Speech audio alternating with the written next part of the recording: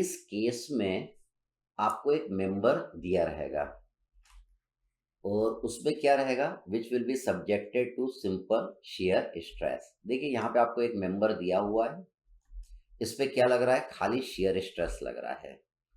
तो हमें क्या करना है, इसके अंदर एक प्लेन लेना है, उस प्लेन के ऊपर हमें नॉर्मल और टेंजेंशियल स्ट्रेस निकालना है। अभी तक देखिए मेंबर जब हम ले रहे थे उसके ऊपर क्या लग रहा था, नॉर्मल स्ट्रेस लग रहा था, ठीक। अब इस पे क्या लग रहा है, शियर स्ट्रेस लग रहा है। तो देखिए यहाँ पे ये दोनों मिलके क्या कर रहे हैं, क्लॉकवाइज कपल फॉर्म कर रहे हैं, ये एंटी क्लॉकवाइज कपल ये दोनों फॉर्म कर रहे हैं। ये दोनों देखिए, ये दोनों एंटी क्लॉकवाइज कपल फॉर्म कर रहे हैं और ये दोनों कैसा कपल फॉर्म कर रहे हैं, क्लॉकवाइज कर रहे हैं। तो ये तो इक्विलिब्रियम में, तो दोनों कपल क्या आना चाहिए, बराबर आना चाहिए, ठीक। तो यहाँ पे देखिए मैंने लिखा टाउ एक्स वाई लिखा है। तो टाउ एक्स वाई क्यों लिखा है, क्योंकि ये एक्स प्लेन है और ये वाई डायरेक्शन है, इसलिए इसको मैंने क्या लिखा है, टाउ एक्स वाई। और इसको मैंने टाउ वाई एक्स लिखा है क्योंकि ये वाई प्लेन है और ये एक्स डायरेक्शन है, इसलिए मैं इसको क्या लिखा है, that is tau Y x. तो देखिए ये दोनों मिलके कुछ कपल फॉर्म करेंगे।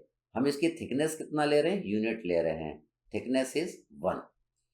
तो देखिए हम समझते हैं, यहाँ पे देखिए ये दोनों कपल फॉर्म कर रहे हैं और ये दोनों कपल आप फॉर्म कर रहे हैं। आप जानते हैं कपल क्या होता है। अगर देखिए किसी बॉडी पे दो फोर्स लगे हैं, दोनों फोर्स का मैग्नीट्यूड बराबर हो, डायरेक्शन उल्टा हो और दोनों फोर्स के बीच में परपेंडिकुलर डिस्टेंस हो, तो वो कपल फॉर्म करते हैं। कपल में क्या जरूरी है, दो फोर्स होना, दोनों का मैग्नीट्यूड बराबर होना, डायरेक्शन उल्टा होना और दोनों के बीच में परपेंडिकुलर डिस्टेंस होना, उस वो क्या करते हैं, कपल फॉर्म करते हैं। ये जो परपेंडिकुलर डिस्टेंस है इसको हम क्या बोलते हैं, आर्म ऑफ ए कपल। ये कितने का कपल फॉर्म कर रहा है, दैट इज P इंटू ए का कर रहा है। और ये भी कितने का कपल फॉर्म कर रहा है, दैट इज P इंटू ए का कर रहा है, ठीक। इसका नेचर कैसा है, ये देखिए ये क्लॉकवाइज कपल फॉर्म कर रहा है, किसी भी बॉडी को ये क्लॉकवाइज रोटेट करेगा, ठीक। तो क्लॉकवाइज कपल को हम इस तरीके से रिप्रेजेंट करते हैं और ये दोनों मिलके क्या कर रहे हैं, एंटी क्लॉकवाइज कपल फॉर्म कर रहे हैं, किसी भी बॉडी को ये एंटी क्लॉकवाइज रोटेट करेंगे, ठीक।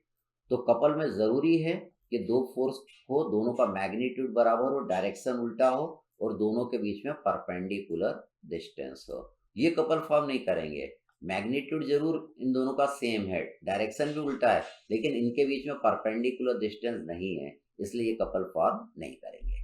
अब देखिए ये दोनों है कपल फॉर्म करेंगे, तो ये स्ट्रेस है, तो पहले हम इसको फोर्स बनाएंगे। तो ये फोर्स कितना होगा, देखिए इसका जो थिकनेस है दैट इज यूनिट है, ये जो इस तरीके का रहेगा, तो ये जो थिकनेस हमने कितना लिया, that is unit, that is 1 है। यहाँ पे इसकी भी थिकनेस कितना है, दैट इज 1 है, ठीक। तो यहाँ पे फोर्स कितना लगेगा, स्ट्रेस कितना है, टाउ एक्स वाई है, इसमें आप एरिया का मल्टीप्लाई करेंगे, आप कितना लिखेंगे, ए इंटू 1, ये क्या बन गया, फोर्स बन गया, ठीक। ये इसको भी फोर्स बनाना है, तो टाउ एक्स वाई में हम क्या करेंगे, ए इंटू 1 का मल्टीप्लाई कर देंगे, ठीक। तो दो फोर्स लग रहे हैं, tau x Y into A into 1 नीचे लग रहा है, टाउ एक्स वाई ए इंटू 1 ऊपर लग रहा है। ये दोनों कपल फॉर्म करेंगे कितने का, tau x Y into A into 1 into B, इन दोनों के बीच की दूरी कितना है, दैट इज बी। अब ये कितने का फोर्स बनेगा, तो देखिए यहाँ पर एरिया क्या होगा, टाउ आई एक्स इंटू इसका एरिया कितना होगा, बी इंटू 1। इसके थिकनेस हमने क्या लिया, यूनिट लिया है ना, इसके थिकनेस क्या है, दैट इज 1। तो ये एरिया ये 1 है और ये कितना है, बी है, तो tau I X into B into 1। और ये कितने का फोर्स होगा, tau I X into B into 1 का। अब ये दोनों मिलके क्या करेंगे, कपल फॉर्म करेंगे, ठीक। तो कपल फॉर्म करेंगे कितने का, tau I X into B into 1 into ये परपेंडिकुलर दूरी, ये परपेंडिकुलर दूरी कितनी आएगी, ए आएगी, ठीक। तो देखिए ये इक्विलिब्रियम में है, तो हम क्या लिख सकते हैं, यहाँ पे हम लिख सकते हैं tau x Y into A into 1 into B is equal to tau Y X into B into 1 into A. तो यहाँ पे सारी चीज कट जाएगी, क्या बचेगा, tau x Y is equal to tau Y X. Tau x Y किसके बराबर आएगा, टाउ वाई एक्स के बराबर आएगा। तो ये हम लेके चलेंगे, कि ये टाउ एक्स वाई इतना है, उतना ही टाउ वाई एक्स है। अब हम अपने प्रॉब्लम पे आते हैं। तो देखिए ये आपको एक मेंबर दिया है जिसके ऊपर सिंपल शियर स्ट्रेस लग रहा है। तो इसके अंदर देखिए मैंने एक प्लेन लिया है, ये आपको प्लेन नजर आ रहा है। ये प्लेन यहाँ से थीटा डिग्री का एंगल बना रहा है। इस प्लेन को मैंने नाम दिया प्लेन एसी। इस प्लेन के ऊपर मुझे निकालना है नॉर्मल स्ट्रेस कितना आएगा और टेंजेंशियल स्ट्रेस कितना आएगा, किसके कारण, ये जो शियर स्ट्रेस लग रहा है उसके कारण। तो सिग्मा एन आपका क्या है, that is normal stress. Sigma T क्या है, दैट इज टेंजेंशियल स्ट्रेस और शियर स्ट्रेस। तो मैं क्या करूंगा, इस प्लेन का फ्री बॉडी डायग्राम अलग से बना लूंगा। देखिए इसको अलग से हम ले लेते हैं, इतने पोर्शन को, इसको मैंने थोड़ा बड़ा बना दिया ताकि आपको फोर्सेस क्लियर नजर आए। तो देखिए यहाँ पे एक स्ट्रेस लग रहा है, कितना लग रहा है, टाउ एक्स वाई लग रहा है। और यहाँ पे टाउ वाई एक्स लग रहा था जिसको मैंने टाउ एक्स वाई ही कहा है ना। ये भी टाउ एक्स वाई, ये भी टाउ एक्स वाई, क्योंकि टाउ वाई एक्स की वैल्यू टाउ एक्स वाई के बराबर आई थी। ये जो AC है इसके एरिया को मैंने क्या बोला है, दैट इज DA। इसका एरिया कितना है, दैट इज DA। तो इसका एरिया कितना हो जाएगा, that is DA cos theta हो जाएगा। इसका एरिया कितना हो जाएगा, that is DA sin theta हो जाएगा, DA sin थीटा। एरिया की जरूरत क्यों पड़ेगी, क्योंकि मेरे को इसको फोर्स बनाना पड़ेगा। तो यहाँ पे फोर्स कितना लगेगा, tau x y DA cos theta. यहाँ पे फोर्स कितना लगेगा, tau x y DA sin theta. यहाँ पे फोर्स कितना लगेगा, सिग्मा एन DA जितना फोर्स लगेगा। इसलिए ये एरिया बहुत जरूरी है। तो देखिए एरिया ऑफ AC लिखा मैंने DA, एरिया ऑफ AB का एरिया कितना आ जाएगा, DA cos थीटा, और BC का एरिया कितना आ जाएगा, DA sin थीटा आपका आ जाएगा। ठीक, अब ये सब मिलके इसको इक्विलिब्रियम में रखे हुए हैं। ठीक, तो इनको रिजॉल्व करेंगे अपन। तो ये जो मैंने रेफरेंस लाइन लिया वो इस इंक्लाइंड प्लेन के परपेंडिकुलर है, या आप कह सकते हैं कि सिग्मा एन के पैरेलल है। तो ये जो आपका एंगल निकलेगा दैट इज 90 माइनस थीटा आएगा। इसका भी एंगल निकाल लेते हैं इंक्लाइंड प्लेन से, तो इसका भी एंगल कितना आ जाएगा, दैट विल बी थीटा। तो ये भी AC के परपेंडिकुलर है। ठीक, अब देखिए इसके दो कंपोनेंट बनाएंगे। इधर फोर्स कितना लग रहा है, स्ट्रेस तो लग रहा है सिग्मा टाउ एक्स वाई लग रहा है। फोर्स कितना लगेगा, tau x y DA cos theta, tau x y DA cos theta. उसका एक कंपोनेंट इधर लगेगा, तो यहाँ पे कितना लगेगा, tau x y DA cos theta cos 90 minus theta. ये इसका ये वाला कंपोनेंट, इसका दूसरा कंपोनेंट इससे 90 डिग्री का एंगल बनाएगा। ये कितना होगा, tau x y DA cos theta into sine 90 minus theta. अब ये वाला आपका हट जाएगा। ठीक, अब इसके आप दो कंपोनेंट बनाएंगे। इधर फोर्स कितना लग रहा है, tau x y DA sin theta, उसका एक कंपोनेंट इधर लगेगा, tau x y DA sin theta into cos theta.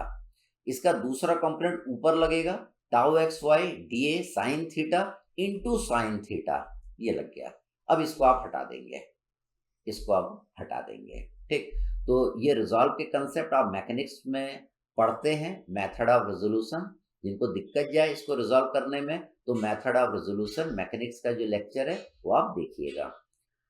तो देखिए यहाँ पे फोर्स लग रहा है सिग्मा एन DA, यहाँ पे फोर्स लग रहा है सिग्मा T DA लग रहा है।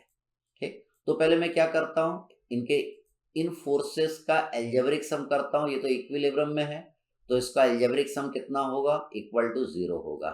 तो देखिए हमने यहाँ पे लिखा